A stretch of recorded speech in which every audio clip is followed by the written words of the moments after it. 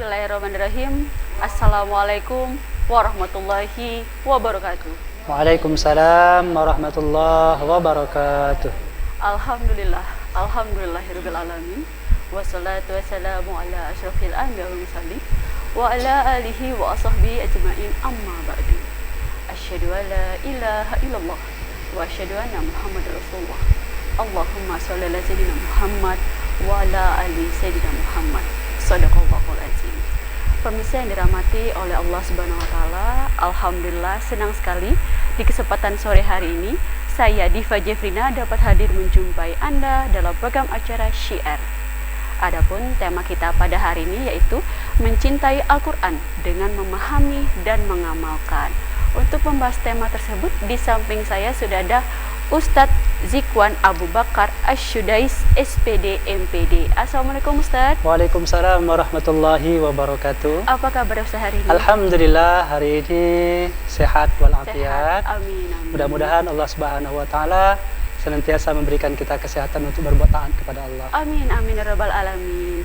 Iya, Ustadz, tema kita benar ya, mencintai Al-Qur'an dengan memahami dan mengamalkan. Iya, benar sekali. Iya, baik.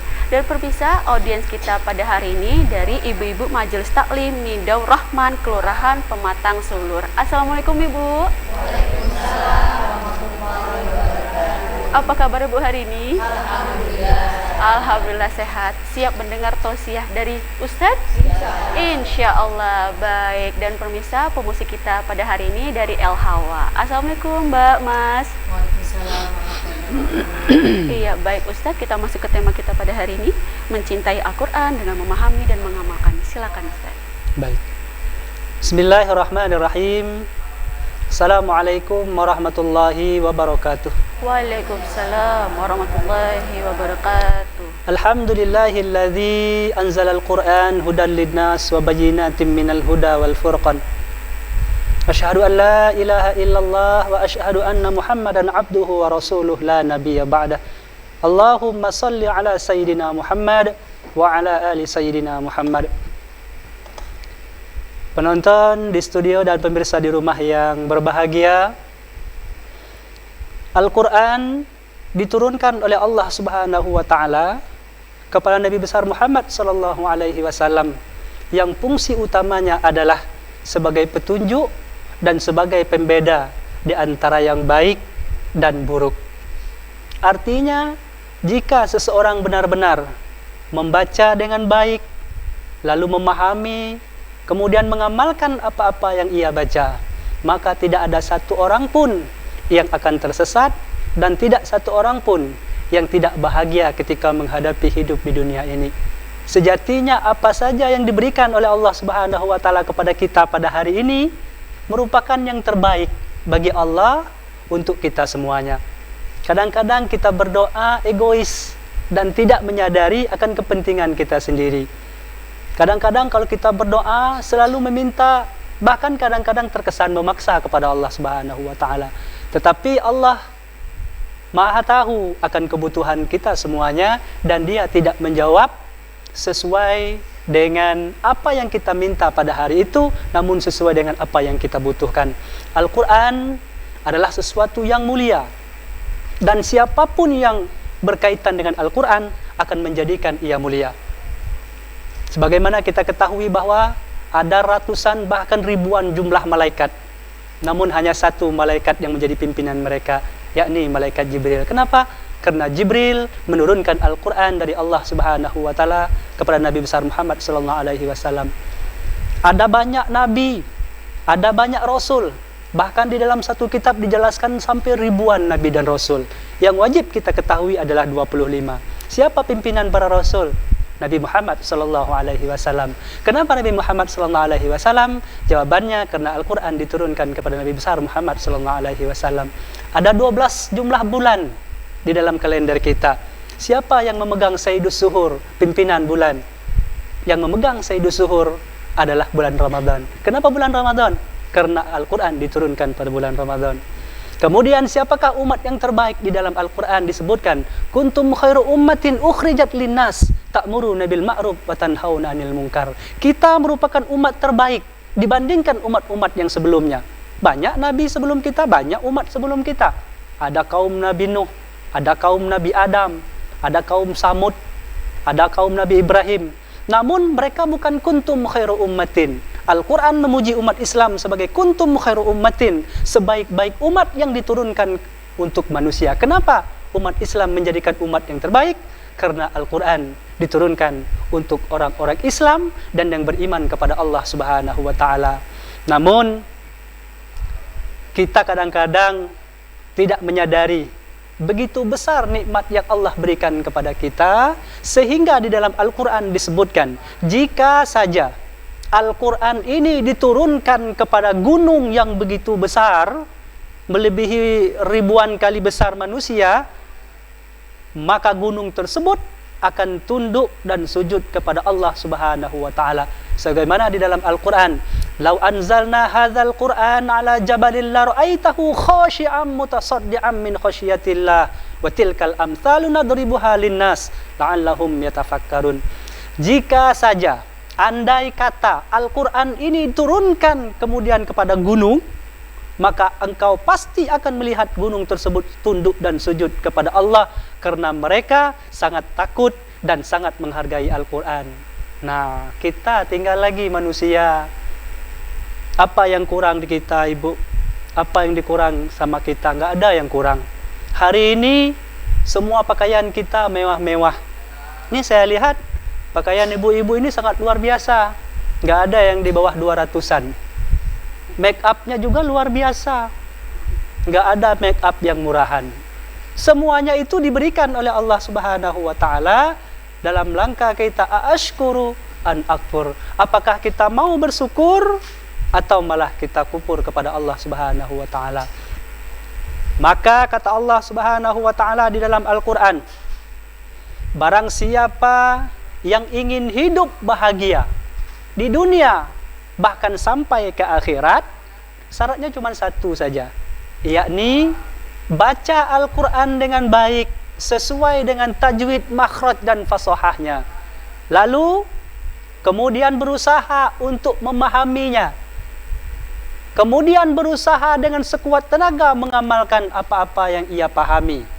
Maka baginya adalah kebahagiaan di dunia, terlebih nanti kebahagiaan ketika ia menghadapi sakaratul maut, dan kebahagiaan yang hakiki ketika ia berjumpa dengan Allah Subhanahu wa Ta'ala.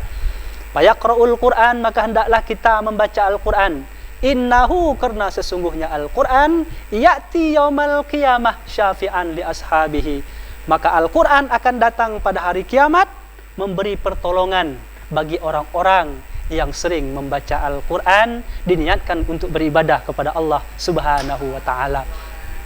Maka sebenarnya pesan ini hanya untuk diri saya pribadi, supaya saya dan kita semua tidak lupa setiap hari membaca Al-Quran, memahami tulisannya, kemudian memahami maknanya, kemudian berusaha untuk mengamalkan apa-apa yang diperintahkan oleh Al-Quran. Man qara'al Quran, barang siapa yang membaca Al-Quran, fa ahalla halalahu, maka ia menghalalkan apa yang dihalalkan oleh Al-Quran. Wa harama ma harramahu, dan mengharamkan apa-apa yang tidak dibolehkan oleh Al-Quran. Adakhalahu Allahul jannah, orang tersebut akan dimasukkan oleh Allah Subhanahu wa Ta'ala ke dalam surga dengan syafaat Al-Quran. Maka oleh karena itu Bapak Ibu, mari sama-sama kita memperbaiki diri kita dengan banyak-banyak membaca, memahami dan mengamalkan Al-Quran. Masya Allah. Baik Ustadz, kita nanti sambung lagi, kita break dulu sebentar. Baik pemirsa, jangan kemana-mana, kami akan kembali setelah pesan-pesan berikut ini.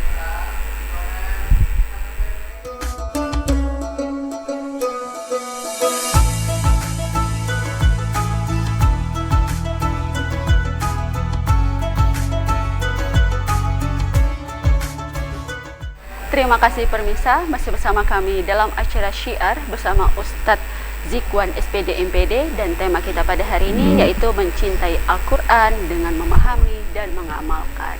Baik Ustadz, tadi sudah Ustadz jelaskan ya, di mana Al-Quran itu adalah sebagai petunjuk. Nah, bagaimana cara mencetak generasi muda, anak-anak, untuk mencintai Al-Quran. Kadang kan kalau anak-anak tuh kan melihat dari lingkungannya, dari keluarganya, dari orang tuanya. Oh, orang tuanya suka nih baca Al-Quran, pasti anak otomatis ikut. Gimana kalau untuk orang tua yang sibuk, nah cuman menitipkan anaknya ke pesantren atau seperti mana. Nah, bagaimana cara mencetak generasi muda untuk mencintai Al-Quran? Silakan Ustaz. Baik. Penonton di studio dan pemirsa di rumah yang saya muliakan, tentu saja semua kita menginginkan keluarga kita adalah ahlul Quran, sebagaimana yang dinyanyikan di awal acara kita tadi. Allahumma ja'alna min ahlil Quran. Ya Allah, jadikan kami dan keturunan kami sebagai orang-orang yang mencintai Al-Quran. Dan orang-orang yang mencintai Al-Quran ini disebut di dalam Al-Quran sebagai Ahlul Quran. Ada beberapa hal yang harus kita pahami secara bersama supaya kita dan anak-anak serta keturunan kita menjadi orang-orang yang mencintai Al-Quran. Yang pertama adalah memberikan tauladan dan contoh kepada mereka bahwa mencintai Al-Quran itu dimulai dari orang tuanya masing-masing. Kadang-kadang kita sering marah-marah sama anak-anak kita. Anak-anak kita tidak mau baca Al-Quran. Ngaji kok susah nih yang disuruh. Padahal setiap hari kadang-kadang kita suruh dia ngaji ke masjid, ngaji ke madrasah, ngaji ke rumah tahfiz. Tapi kok sampai di rumah tahfiz kok balik lagi malah main keluar. Nah, solusi dan jalan yang pertamanya adalah berikan contoh kepada mereka bagaimana orang tua mereka membaca dan mengamalkan Al-Quran di rumah. Yang kedua, berusahalah untuk memberikan reward kepada anak-anak jika mereka sudah mulai mengaji. Reward dalam bahasa kita hadiah. Hadiah itu kadang-kadang tidak mesti harus uang. Ini yang sering kita salah dalam mengartikan reward. Reward itu adalah beberapa kata-kata boleh, tindakan boleh, berupa materi pun juga boleh. Tapi yang paling pertama adalah berupa ucapan dan tindakan. Misalnya nih, nah nanti kalau sudah hafal surah An-Nas, nanti papa belikan sepeda. Kita kan jarang yang seperti itu. Yang sering kita lakukan adalah, nah nanti kalau sudah hafal kali-kali 3 sampai 100, bapak belikan es krim ya. Meskipun es krimnya itu harganya 1.000, 2.000, 3.000, tapi bukan es krimnya itu yang jadi masalah. Rewardnya itu loh. Pernah tak kita membuat Al-Quran seperti itu? Kadang-kadang kita nyuruh anak kita ngaji, cukup dengan, pergilah sana, temui bela ustadz di masjid tuh. Kalau ustadz tuh nak ngajar kau, ya ngajilah. Kalau tak, sudahlah. Seakan-akan Al-Quran itu tidak wajib untuk dipelajari. Seakan-akan Al-Quran itu hanya menjadi beban bagi orang tuanya. Seakan-akan Al-Quran itu hanya tanggung jawab di dunia saja. Maka saya katakan kepada orang tua, saya ada beberapa tempat mengajar Al-Quran juga, saya katakan kepada orang tuanya, jika serius ibu dalam mendidik anaknya, pasti anaknya menjadi penghafal Al-Quran. Minimal bisa membaca Al-Quran. Kenapa saya katakan ibunya harus serius? Karena banyak contoh di dalam Al-Quran yang orang tua laki-lakinya sibuk, tapi anaknya tetap bagus. Contoh, Al-Imam Asy-Syafi'i rahimahullahu ta'ala, ia enggak punya ayah, tapi ibunya rajin mengantarkan ia setiap hari ke masjid. Maka ia menjadi ulama yang besar dan hafal Al-Quran pada umur 5 tahun. Al-Imam Al-Fatih rahimahullahu ta'ala, mereka tidak punya ayah, hanya punya ibu saja. Ibunya pun tidak ahli di dalam Al-Quran, tapi setiap hari ibunya mengantarkan anaknya itu tanpa absen ke masjid. Maka ia menghafal Al-Quran pada umur 6 tahun. Tapi kalau ibunya sudah tidak peduli, maka alamat anaknya tidak akan menjadi ahlul Quran. Contoh, ada seorang anak Nabi yang ayahnya bagus, tapi karena ibunya tidak peduli, malah ibunya ikut orang-orang yang tidak beragama Islam, maka anaknya tidak bagus. Siapa dianya? Dia adalah anak Nabi Nuh alaihissalam. Bapaknya Nabi, anaknya Kan'an. Bukan saja ia tidak bisa baca Al-Quran, namun ia tidak masuk ke dalam agama Nabi Nuh alaihissalam. Maka ibu adalah ujung tombak dari semua ini. Kemudian yang ketiga adalah selain memberikan reward, ya kan, kita membiasakan anak-anak kita, mengajaknya mengaji di rumah setelah ia mengaji di tempat luar. Kita tanya, nak, tadi di sana belajar apa sama ustadz itu? Iqra berapa? Ayat apa? Coba bacakan sama ibu. Ibu mau dengar sebagaimana yang diajarkan ustadz tadi. Kita kan jarang macam itu nanya sama anak-anak. Paling nanya, nak, dapat berapa ke matematika tadi? Apa pentingnya, Bu? Apa pentingnya kita anak dapat 100, 200, 300? Apa pentingnya? Kalau nanti di dalam kubur, anak-anak kita tidak bisa kita membacakan Al-Quran untuk kita. Seluruhnya tidak menjadi prestasi. Apapun yang ada di dunia ini tidak menjadi prestasi ketika Al-Quran ditiadakan di dalam kehidupan. Anggap saja ia atlet nasional. Anggap saja ia matematikawan nasional. Tetapi ketika kita sudah terbaring, terbujur kaku, apakah itu bisa membantu kita? Maka yang terbaik adalah anak-anak kita atlet nasional, ahli matematika, ahli biologi, ahli bahasa Inggris, dan bisa membaca Al-Quran. Itu maksud saya. Oleh karena itu, ada usaha yang signifikan antara orang tua dan anak dalam menjadikan Al-Quran sebagai pedoman hidup. Dan yang terakhir adalah berdoa kepada Allah Subhanahu wa Ta'ala agar kita, agar anak-anak kita, agar keluarga kita menjadi orang-orang yang mencintai Al-Quran. Rasulullah sallallahu alaihi wasallam di dalam sebuah hadis menjelaskan, iza mata, dan apabila salah seorang di antara kalian meninggal, maka nanti pada hari kiamat ia akan diberikan baju jubah yang sangat besar. Mana jubah itu apabila dibandingkan dengan dunia, maka tidak bisa dibeli oleh dunia dan seisinya. Faqala, maka ia berkata, ya Allah, mengapa ini? Aku jarang membaca Al-Quran. Kok aku mendapat kemuliaan seperti ini? Allah Subhanahu wa Ta'ala menjawab, ketahuilah bahwa engkau memang jarang membaca Al-Quran, tetapi anak-anakmu, keluargamu, orang-orang yang terdekat kamu senantiasa membacakan Al-Quran untukmu ketika kamu telah meninggal dunia. Tentu saja kita berharap kepada Allah Subhanahu wa Ta'ala anak-anak kita menjadi pensiun pahala bagi kita semuanya, bukan malah menjadi pensiun dosa bagi kita semuanya. Apa artinya anak kita mendapat ranking 1, 2, 3? Apa gunanya anak-anak kita terkenal di dunia kalau menjadi beban, kalau menjadi dosa, kalau menjadi halangan bagi kita semuanya untuk menghadap Allah Subhanahu wa Ta'ala? Maka saya berpesan kepada kita semuanya, terutama untuk diri saya pribadi, mari kita perhatikan generasi kita. Karena kemarin sudah disurvei oleh lembaga survei Kementerian Agama bahwa di kota Jambi masih banyak anak-anak yang tidak bisa membaca Al-Quran. Bahkan anak-anak itu bukan saja berumur 5 sampai 15 tahun, tapi juga kadang-kadang ada juga anak-anak yang berumur 60 tahun belum bisa baca Al-Quran. Nah, bagaimana cara kita agar Al-Quran ini benar-benar kita baca di rumah? Kalau kita belum mampu untuk membaca yang berbahasa Arab, kita beli Al-Quran yang ada bahasa Indonesianya. Maksud saya, bukan selamanya membaca Al-Quran pakai teks Indonesia, paling tidak untuk memulainya dulu. Minimal semua kita punya satu Al-Quran yang kita cintai, yang kita bawa kemana-mana. Saya contohnya Al-Quran ini diwakafkan oleh seorang kepada saya, dan Al-Quran ini senantiasa saya bawa kemanapun saya pergi, ke Palembang, ke Jakarta, kemanapun saya pergi saya membawa Al-Quran ini. Harapan saya jika saya meninggal, maka saya tetap bersama Al-Quran. Paling tidak, kalaupun tidak sempat saya membaca Al-Quran di jalan, paling tidak saya sudah mencintainya dan membawanya kemanapun dalam hidup saya. Maka mulai dari balik pulang ini, masing-masing kita cari Al-Quran yang sesuai dengan jiwa kita. Kalau mata kita kurang awas, beli yang agak besar. Kalau mata kita masih awas, silakan beli sesuai dengan keinginan kita.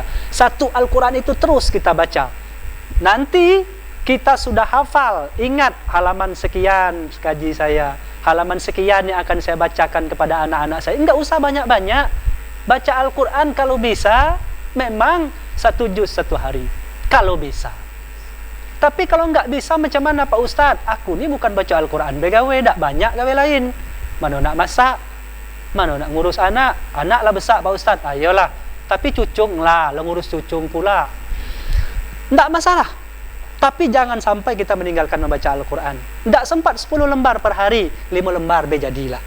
Tak sempat Pak Ustaz 5 lembar, 1 lembar be jadilah. Tak sempat Pak Ustaz 1 lembar, 1 ayat be jadilah sehari semalam. Tak sempat juga 1 ayat. Macam mana lagi tu? 1 huruf. Okey lah. Bismillahirrahmanirrahim. Alif Lam Mim. Sadaqallahul Azim. Boleh tak macam itu Pak Ustaz? Boleh, daripada tak ada sama sekali ni kan. Cuman jangan macam itu. 24 jam waktu kita sama semua orang. Masa 24 jam itu tak sempat kita 20 menit saja untuk beribadah kepada Allah Subhanahu wa taala. Allah mengingatkan kepada kita semua di dalam satu Al-Quran yang saya tergetar membaca ayat ini. Wa man a'rada an dzikrillah, dan barang siapa yang berpaling daripada Al-Quran dan tidak mau mengingat Allah, fa inna lahu ma'isyatan donka, maka Allah akan memberikan kehidupan yang sulit baginya di dunia. Wa nahsuruhum yaumal qiyamati a'ma, dan akan kami bangkit mereka nanti dalam keadaan yang buta di sisi Allah Subhanahu wa taala. Kadang saya membaca ayat ini, Ibu, saya tergetar hati saya membaca ayat-ayat seperti itu. Jangan-jangan kita sudah dijauhkan oleh Allah Subhanahu wa taala dari Al-Quran. Maka Allah akan memberikan kehidupan yang susah kepada kita. Susah itu bukan tak ketik duit, Ibu, bukan. Susah itu bukan tak ada kendaraan, bukan. Tetapi hati kita tak pernah tenang. Di rumah rasa-rasa nak ke kantor. Ke kantor buru-buru nak balik. Tiba di rumah buru-buru nak keluar. Tiba ngumpul sama kawan buru-buru. Pokoknya hidupnya terburu-buru terus. Sekok lah yang tak mau dia buru-buru. Apa tu? Tak mau buru-buru mati. Sekok tu lah. Yang lain buru-buru kalau. Seakan-akan hidup itu nak ke WC terus.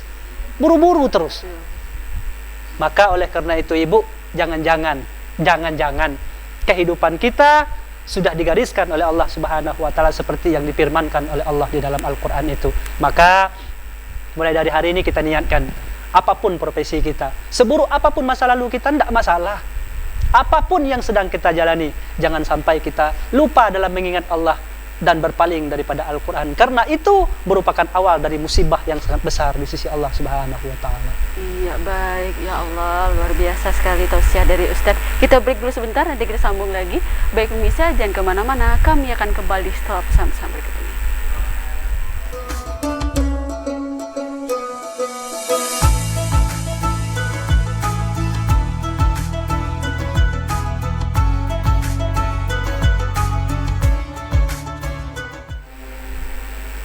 Terima kasih pemirsa, masih bersama kami dalam program acara Syiar bersama Ustadz Zikwan SPD MPD, dan tema kita pada hari ini yaitu mencintai Al-Quran dengan memahami dan mengamalkan. Baik Ustadz, kita beri kesempatan kepada ibu-ibu majelis taklim yang mau bertanya. Silakan Ibu berdiri, sebutkan namanya. Waalaikumsalam warahmatullahi wabarakatuh. Saya Ibu Rubiah dari Majelis Taklim Nidaur Rahman, Kelurahan Pematang Sulur, ingin bertanya kepada Pak Ustadz, bagaimana cara mudah untuk memahami dan mengamalkan isi Al-Quran. Terima kasih Pak Ustadz. Wabillahi taufiq wal hidayah. Assalamualaikum warahmatullahi wabarakatuh. Waalaikumsalam warahmatullahi wabarakatuh. Pertanyaan pertama dari Ibu Rubiah, bagaimana cara mudah memahami dan mengamalkan isi Al-Quran? Silakan Ustadz. Baik, pertanyaan yang sangat bagus dari Ibu Majelis Taklim Nidaur Rahman, Kelurahan Pematang Sulur. Bagaimana cara mudah agar kita bisa memahami dan mengamalkan Al-Quran? Yang pertama, jika kita di tingkat awam maksud saya bukan dari pondok pesantren, bukan dari sekolah-sekolah Islami. Kita mau belajar seperti anak-anak SD, tidak mungkin lagi. Maka yang pertama yang harus kita perhatikan adalah kita membeli Al-Quran dengan terjemahan resmi dari Kementerian Agama. Kan ada beberapa Al-Quran yang mempunyai terjemahan. Ada yang diterbitkan oleh Kementerian Agama, ada juga yang diterbitkan oleh lembaga yang lain. Maka saran saya, belilah Al-Quran yang mempunyai terjemahan resmi dari Kementerian Agama Republik Indonesia. Satu. Tapi tentu saja memahami Al-Quran tidak cukup dengan terjemahannya. Sebab banyak ayat-ayat Al-Quran yang terjemahannya lain, tafsirnya pun berbeda. Contoh, di dalam Al-Quran Allah Subhanahu wa Ta'ala berfirman, "Wa ma ramaita idz ramaita walakinnallaha rama." Dan bukanlah engkau yang melemparkan sesuatu ketika engkau melemparkan itu, tetapi Allah Subhanahu wa Ta'ala yang melemparkan. Itu terjemahannya. Tetapi tafsirnya bukan seperti itu. Tafsirnya adalah, dan bukanlah engkau yang menggerakkan sesuatu itu menjadi pergerakan, terkecuali atas izin Allah Subhanahu wa Ta'ala yang menggerakkan sesuatu di dunia dan di akhirat. Tentu berbeda maknanya. Namun secara garis besar bisa kita baca terjemahannya.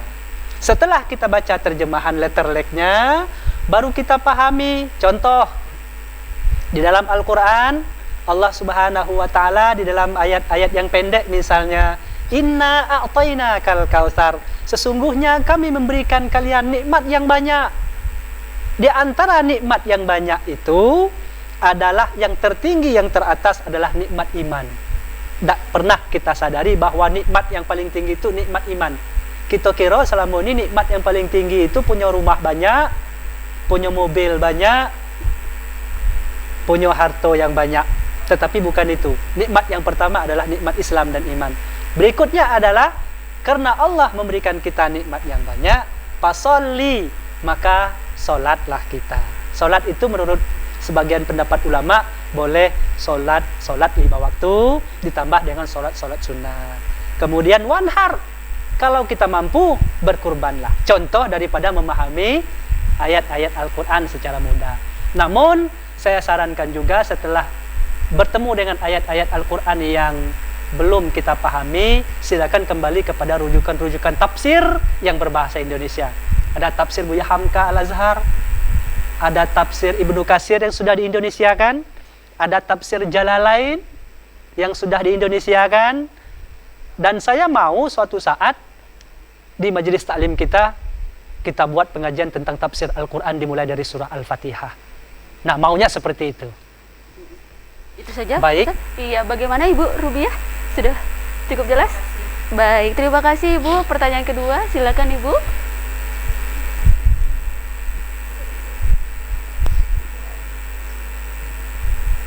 Assalamualaikum warahmatullahi wabarakatuh. Waalaikumsalam warahmatullahi wabarakatuh. Nama saya Hajah Salfani Hasim dari Majelis Taklim Masjid Nidaur Rahman.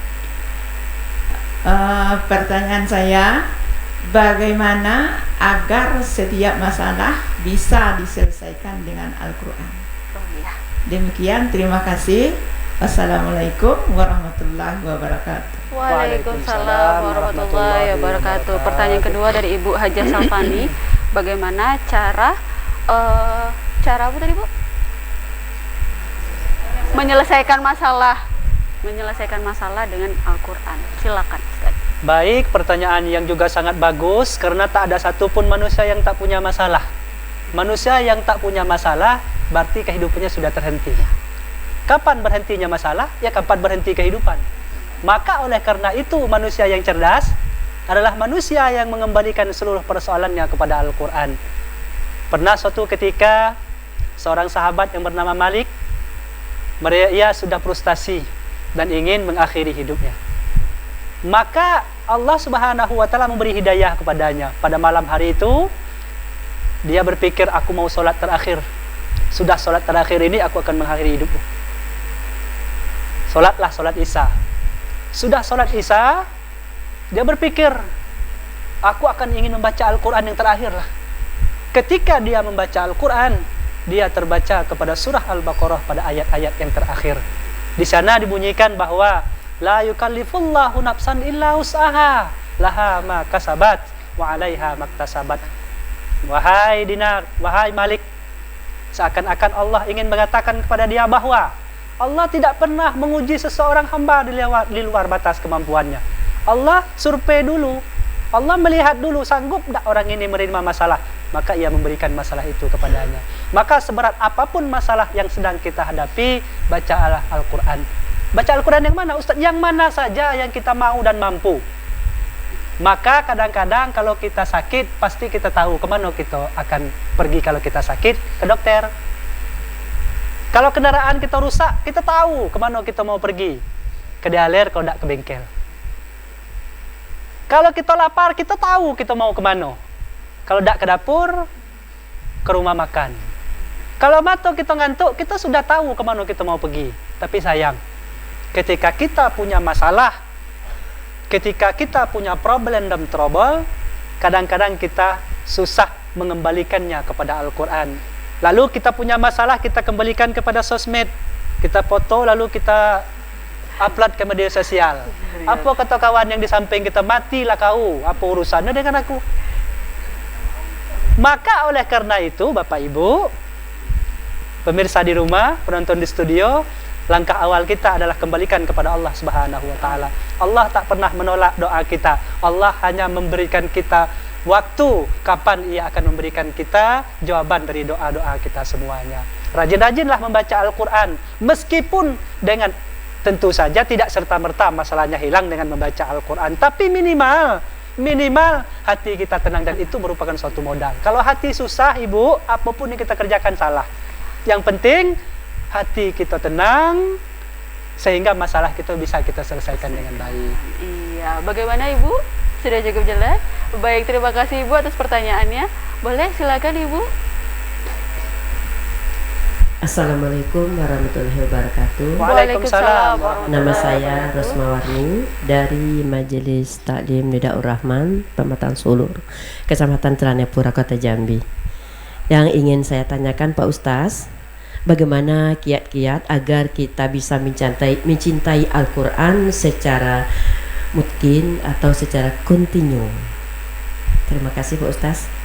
Iya, baik, terima kasih Ibu Rosmawarni ya Bu ya. Bagaimana menurut Ustadz? Iya, pertanyaan yang sangat bagus barangkali, dan saya lihat memang orang-orang yang bertanya pada sore hari ini kualifikasi pendidikannya itu agak di atas rata-rata. Bahasanya itu bahasa kontinu ya. Baik, memang al-iman yazidu wa yanqusu. Iman kadang-kadang naik, kadang-kadang turun. Begitu pula dengan membaca Al-Quran. Kadang-kadang teringat Pak Ustadz, kadang-kadang tidak. Hari kok 1 juz, tahun depan pula baru 1 juz pula. Nah, maunya itu kan tidak seperti itu. Khairul amal dawamuha wa in qalla. Sebaik-baik amal ibadah itu istiqomahnya, walaupun sedikit. Hari ini 1 lembar, besok 1 lembar juga, besok 1 lembar juga, besok 1 lembar juga. Itu namanya istiqomah. Kalau hari ini 10 lembar, besok tidak, minggu depan baru 10 lembar lagi, itu namanya belum istiqomah. Tapi berat lah Pak Ustadz istiqomah. Iya, nah kalau istiqomah memang berat. Yang ringan itu istirahat. Maka kalau istiqomah itu hadiahnya surga, sedangkan istirahat itu hadiahnya cuma piring. Oleh karena itu ada beberapa kiat-kiat tertentu. Yang pertama, paksakan niat yang baik. Itu yang pertama. Niatnya harus ada dulu, niatnya. Niat itu mana Ibu? Niat di dalam hati. Aku ingin merubah hidup aku dengan hari ini mulai membaca Al-Quran meskipun sedikit. Itu namanya niat. Niat itu tidak bisa dibuat-buat. Niat itu harus kita dewek lah. Walaupun diucap itu lapas namanya. Kalau niat itu yang ada di dalam hati. 1. Kalau niat aja udah nggak ada, nggak bisa. Pasti nggak bisa. Kemudian yang kedua, memaksakan diri dengan mengamalkan niat. Tadi memaksakan niat, memang harus dipaksa Bu, kita tidak bisa. Kalau tidak dipaksa tidak bisa. Kemudian memaksakan diri dengan mengamalkan niat yang baik itu. Kapan mulai niatnya? Hari ini beli Al-Qurannya. Hai Pak Ustadz, kan banyak Al-Quran di masjid. Benar, Al-Quran di masjid itu banyak ya, dan itu boleh-boleh saja. Tapi kita harus punya Al-Quran sendiri yang saya bilang tadi. Yang ketiga, mempunyai Al-Quran sendiri yang bisa kita bawa kemana-mana. Dengan 3 itu insya Allah kita akan mencintai Al-Quran dengan mudah dan kontinu. Iya, baik. Bagaimana Ibu? Sudah cukup jelas? Iya, terima kasih Ibu. Baik Ustaz, kita break dulu sebentar. Baik. Nanti kita sambung lagi.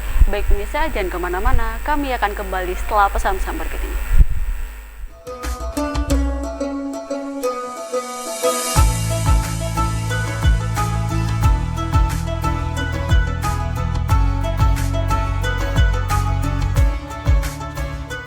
Terima kasih pemirsa, masih bersama kami dalam acara Syiar bersama Ustadz Zikwan SPD MPD, dan tema kita pada hari ini yaitu mencintai Al-Quran dengan memahami dan mengamalkan.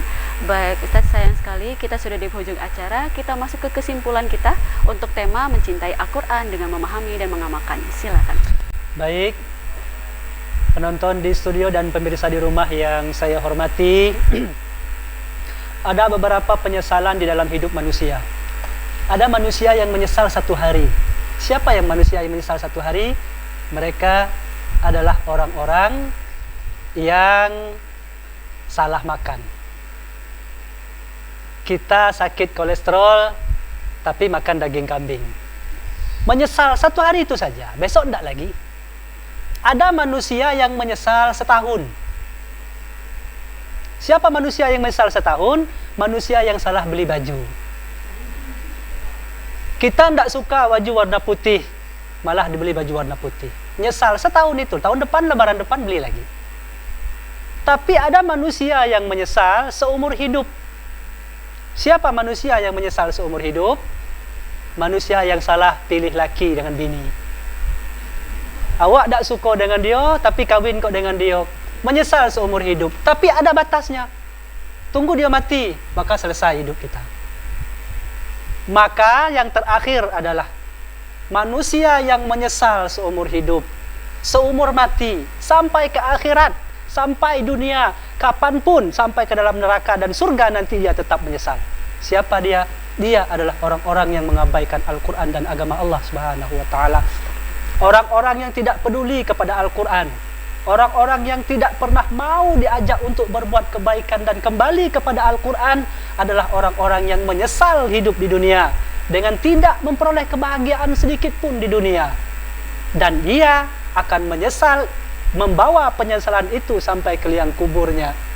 Nanti di akhirat ditanya oleh Allah Subhanahu wa Ta'ala, "Limadza la taqra'ul Qur'an?"